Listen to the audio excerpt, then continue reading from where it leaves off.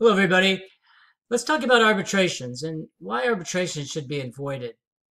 Arbitrations were instituted to offer a great assurance to unions that they would get a fair hearing, that the organization would not be the sole decision maker in a dispute. The issue arises, though, is what the true impact of arbitration is and what the value of an arbitrator can bring to the organization. So let's look at four factors.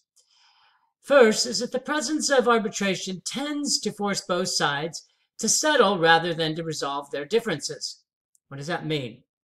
Arbitration is quite expensive, takes quite a bit of time. You have to write briefs, then you have to go to hearings.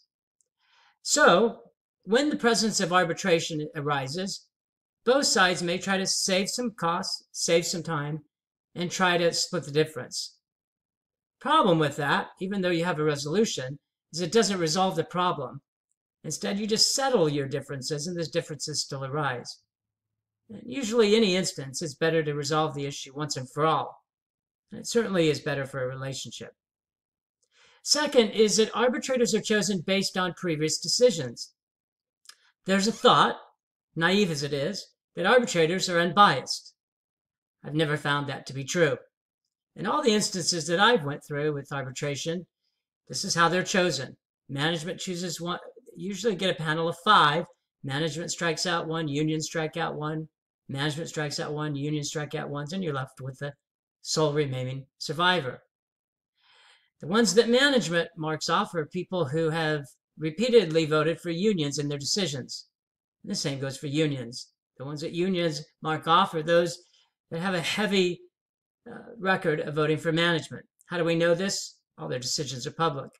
You get the percentage of how often they vote for unions and vote for management. So you can almost tell what the decision is going to be based on the arbitrator you get.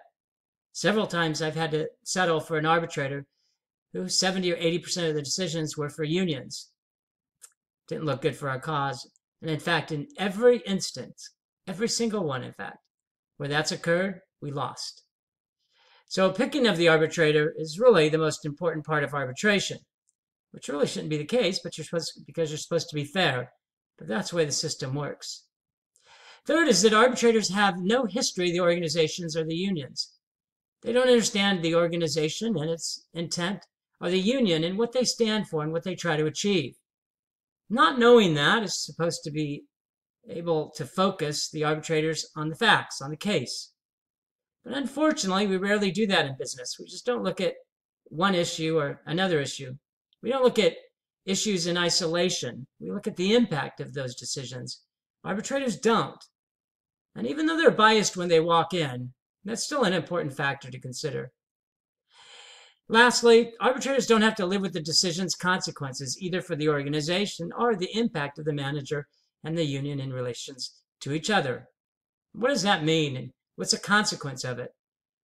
Well, there could be a decision where, in one case that I was involved with, it was a significant expense to the organization.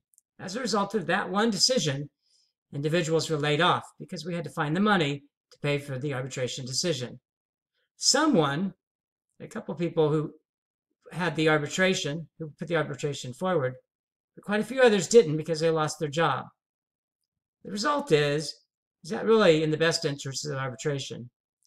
You don't look at the whole picture, the complete picture, and you certainly don't look at the consequences. Arbitration, certainly not what it's supposed to be.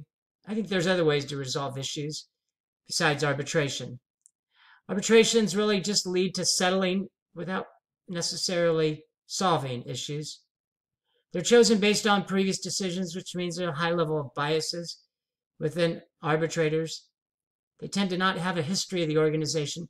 They really don't have to live with the decision's consequences. Whenever I talk about whether we should or should not have an arbitration, I always ask people, if it was your business, would you hand over the decision-making ability to somebody outside the organization that you don't know? In nearly every single case, the answer is no.